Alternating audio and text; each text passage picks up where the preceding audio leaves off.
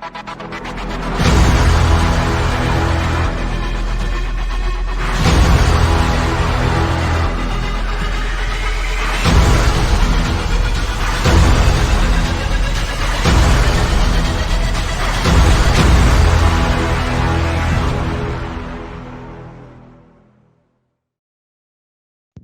everyone, and welcome back to the Blockchain Chronicles. My name is Jude Newcomb, and I am here with Chris Bowe. And so you know what that means. It is time for another round of crypto news stories. Episode number 5 of that. Chris, how you doing? Hey, good buddy. How are you?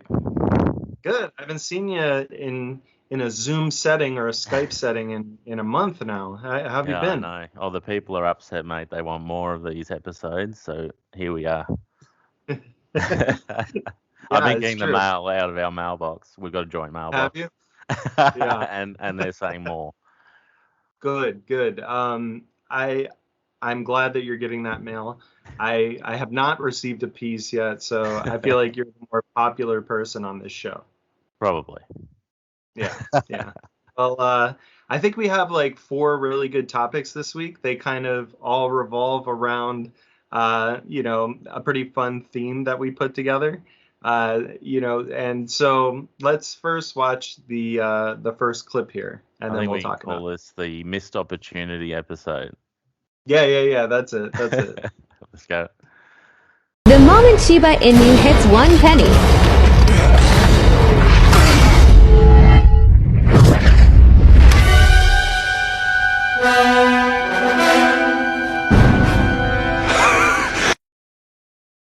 All right, Chris, Shiba Inu.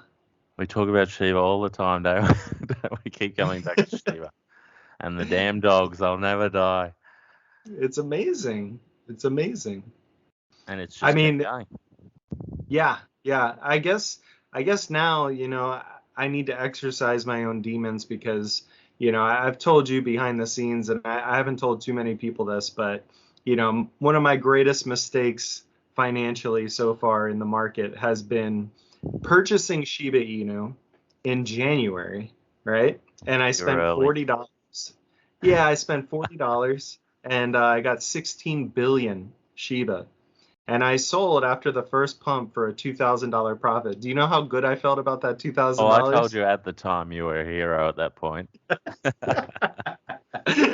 Well, I think it would be worth about $1.3 million now or something stupid like that. But yeah, how about you? Do you dabble in the dog coins at all yet? I did after you sold for 2,000. I did buy a little bit, and nothing in the billions. It was in the millions.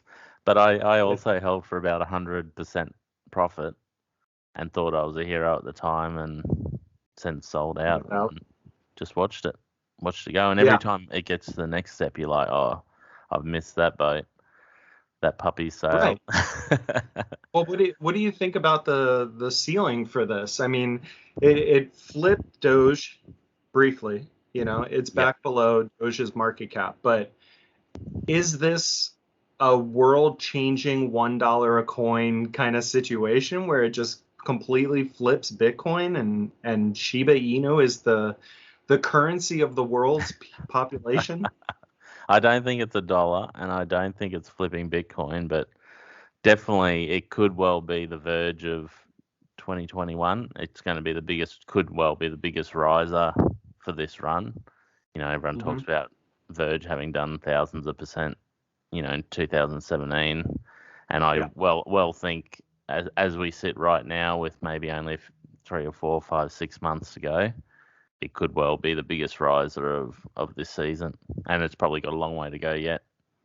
Yeah, so, I mean, I think right now it has, I don't want to misspeak, but maybe 3 zeros on it. Yeah, there's some zeros there still. Yeah, I mean, I when I first bought Shiba, people were talking about it having 3 or 4 zeros, and that was going to be, we're dreaming of that moment kind of thing. But people are talking about pennies now. Pennies or cents in the real world. Yeah. Yeah, but I think we're all American at the moment with Halloween just passed. But pennies. They're talking penny, and it could well hit a penny. I think that's possible. Yeah, so maybe we'll look for that as like our target price for Yeah. the crypto news show. That's it. We'll come back when it's at a penny. Yeah. So we won't talk about Shiba again until it's a penny. Deal. But that's a missed opportunity for both of us. More for you than me, because Crazy. I know your Uniswap reminds you how much you missed out on the daily. Yeah, that's the best part. Like maybe I should put it a little screen grab while we're If it talking. doesn't make you too upset. It is what it is now. I feel like it just further cements my understanding of myself as a trader, that I'm the worst trader on the face of the earth. Well, you got half it right. You picked the right one at the right time. Yeah, true. And $40 to $2,000 is pretty good. Anyone would take that. Yeah. But definite missed opportunity for sure. Yeah. Let's take a look at our second missed opportunity. Let's look at number 2. Yeah. If you bought $1,000 of Ethereum in 2016, $1,000. 2017, $8,468. 2018, $799,376. 2019, $162,649. 2020, $141,379. 2021, $777,053. 2021 present day, $2,266,316. All right, Chris, missed opportunity number 2. We are talking about the number 2 market cap coin in the world, Ethereum. Yeah. What are your thoughts on Ethereum right now? Upsetting. we're actually, as we go to broadcast here, we're at new all-time highs. Oh, wow. Currently. So that was even beyond what was in that video. But off $1,000, how many opportunities in your life do you have to put $1,000 into something and be a millionaire? I think that's like the greatest thrill from cryptocurrency for a lot of people that have more of the gambling aspect. On the last episode of Blockchain Chronicles, I was talking to Pi, the crypto influencer, piece of the pie, and we were talking about the dichotomy between real projects and meme coins and meme tokens. And on one hand, with Ethereum and even metrics, coins like that, like where you have teams that are actually like developing and creating use cases for the world to enjoy, that has its own path in the crypto markets. Then you also have like this more gambly kind of aspect with meme coins. In the last cycle, it was Doge. In this cycle, it's like Doge had a litter. Babies. And I think we'll talk about one of those coming up a bit later, but yeah. Definitely. Yeah, exactly. 2 different paths there of right, but go serious. Yeah, but with Ethereum, like it's sure, like you can put in $1,000 in Ethereum like 4 years ago or whatever. But I feel like it has less of a gambling aspect in my mind than investing in even Doge 4 years ago. It's a real team putting out real value for people to use. And I think the NFT market really helped escalate, the rise in this cycle of Ethereum, especially with their really high gas fees, helping out the miners. Well, they seem to have the right thing at the right time every cycle. It's like, the crypto kitties came in at the right time, showed its utility, showed its value, showed it was wanted. Fees went through the roof. People still dealt with it and used it, and Binance came along with their Binance chain and said, we're going to kill Ethereum. And along come NFTs right at the right time, showed it's still got its value. And while Binance has done well, it's not a Ethereum killer for sure. No, not at all. And to be honest, I don't really know off the top of my head any Binance Smart Chain NFT projects. There's a few out there, but nothing's taken off. And I think Ethereum's sitting in the driver's seat on that one for sure. Yeah. And I don't really see that changing too much in the future. I mean, Solana has like a good NFT platform network. Metrics is creating one. There's a few out there as well, but I mean, there's obviously a king right now for that, and it's Ethereum. I just really hope that 2.0 comes out soon and we can get lower gas fees. We can afford the gas. Yeah, it's like having a Ferrari in your shed, but you can't afford the gasoline to go out. That's it. And And I can say I have not in this isn't even really a missed opportunity where, like my Shiba situation. Like I never really have had like a long-term or invested bag of ETH at really any time. Yeah.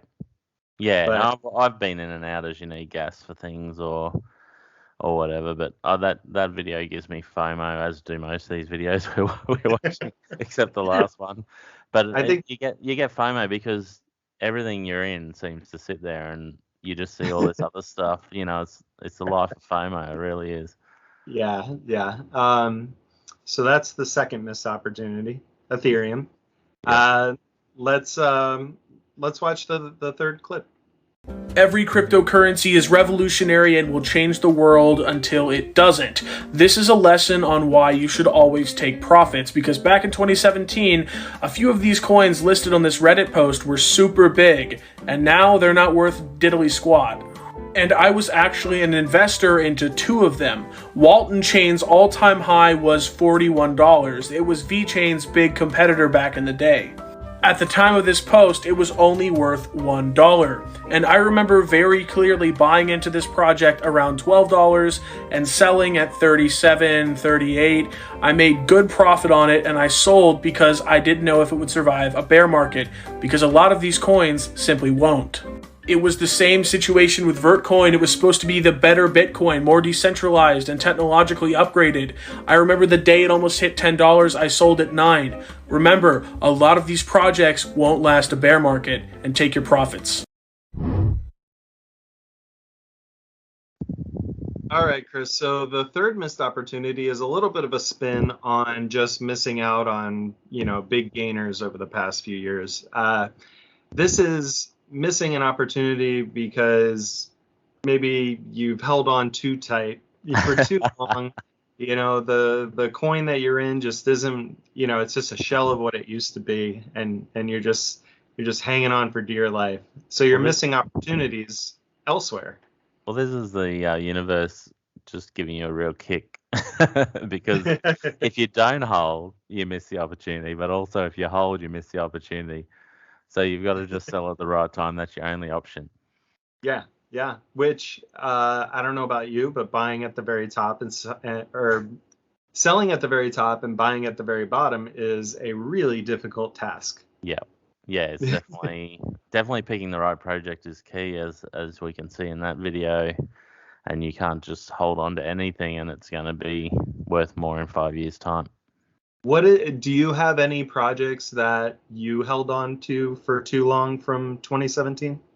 No, I've never really held much, to be honest. The Metrics is my baby, but beyond that, I haven't held anything at all through that bear market. So yeah, definitely haven't held too long is not my problem. Probably holding not long enough is my problem.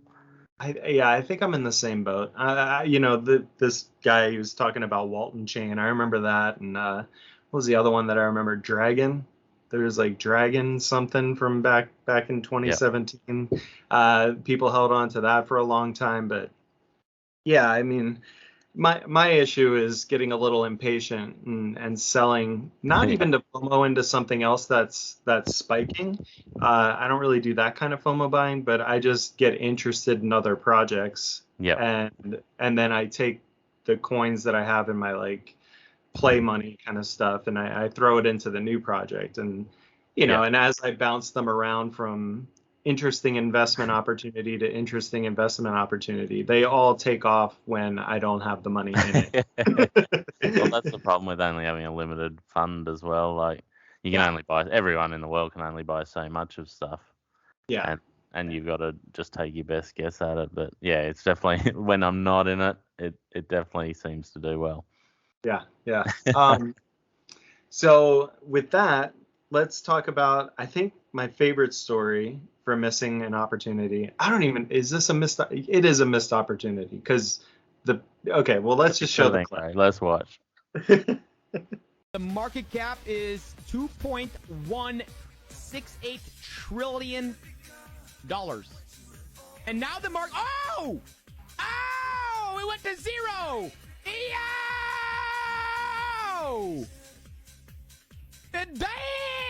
Boom! There we go. Squid Game. All right, Chris. So Squid Game coin, Squid Game token, whatever it was called, rest in peace. What's it matter? It's called. It's now Wow. cyber junk. Live and in real time. I think you were just telling me off camera, like this guy had every emotion. Well, I assume he had some. I haven't seen the full video, but I assume because for him to be streaming, I assume he'd bought some, and it hits trillions of dollars. He's like top of the world. These guys, we've nailed this one. Within 10 seconds, he's realised he's lost his kitty, and we will never know who even was running this coin. It never did anything at all. It went to trillions of dollars to zero. What a sad story that one is. Yeah, it's kind of like the unregulated nature of crypto, right? Because you're allowed there's so many things that I could talk about with this, but like with one of the most appealing and attractive things to certain members of the crypto industry and community is the anonymity that's involved with cryptocurrency. When you have this, you can then have creators of coins and tokens who are unknown. Yeah. That leads to risk for anybody that's buying. And a lot of times, they try to show why a certain project can't be rug pulled or, whatever you want to call it. And, that's all fine and well. But, if we're talking seriously here, like, it leads into, I would say, like a greater conversation about regulation and, how do you apply for new tokens that are able to be traded on these exchanges. But then the exchanges themselves are decentralized. So is this something that we're just going to have to put up with for the foreseeable future? Well, what I'd love to know, and we'll never know, is at what point did this become a rug pull? Like the first week of saying we're coming out with a new coin, Squid Games, it's going to be great. Are you rug pulling at that point? Or what point along this journey? Is it once it gets to 2-point-something trillion, you're like, mate? And I did see they made away with $11.9 million. Wow. Was the haul within half an hour of listing. So, I mean, the lure of that with no penalty at all, like you say, there's no regulations to stop this. If you have $11.9 million sitting in front of you, is it at that point that you go, guys, we don't even have to build this thing. We don't have to do anything here. There's no work to be done anymore. Yeah. And at what point does it become a rug pull? And that's I guess interests me, but it's just upsetting for anyone who's involved. But on the flip side of that, the people involved, they're just trying to make a quick buck. So do they not deserve's a bit tough, but if you're just going into any random new coin that hasn't been out for more than an hour, you're going to get stomped at some point, aren't you? I would say that if I was investing my funds in the meme coin game, they would have to be that's where I would definitely want to be diversified, because for every 2 or 3 that are pumping, maybe you get caught once, and it just your funds are gone. But I'm sure that there was some people that were all in on this. They're like, I'm taking my paycheck, let's go on Squid Games, and now it's gone. So yeah, you feel sorry for them because it's pretty tough. Anyone losing money is not great, but and I did buy when you were Shiba-ing, I did buy a whole heap of. I think you were buying Husky and I did buy like 6 or 7, $5 worth of each, nothing big, and in the hope. But there's so many new coins that trying to pick those winners. That's the thing. I mean, we're talking about gambling, we're talking about lotteries. I mean, the chances that you have with these are way better than playing, like a 7 double-digit Powerball kind of lottery system. Yeah, true. I think you have a much greater chance to make money, in the gambling sort of fashion from this than you would from buying a $2 lottery ticket. But yeah, it's interesting. But as long as you know you're gambling, and if you get stomped out to zero, it's the same as buying a lotto ticket and none of your numbers come up. one of the really funny things from that Twitter thread that showed that video that we just had with Squid Games, one of the commenters was like, my favorite part about this is looking at the chart and then seeing two little small green candles after the giant red candle. It's just people buying the dip. I love that. Because there's been a few hacks and things, I think we've talked about them in the past, where there's been a hack of a chain. It dropped the hell like a flash loan, and they absolutely dropped the hell out of it. And then the people have bought the dip, and it's done really well. But this was a bit different in that there was never anything here. Yeah. And someone's like, it's free. I can buy it for $0. I think there was a lot of people that actually made like decent money from the BitConnect drop. People bought the bottom of after BitConnect, was found out to be a scam, and they made like a few 100% off the bottom. But man, you're skimming the bottom there. You're like, maybe this team will come back and we'll find out it was an accident, or they'll spend that $12 million on advertising, and we'll be right. They're up for parole in about 18 months when they get out. Perfect timing. That'll be the bottom of the bear market. We'll be ready for the next cycle. This is a long haul. But I think, well, nothing, I guess it's nothing is like 0.0010 zeros. You're like, I'll buy $1 worth and see where it goes. Yeah, just see what happens.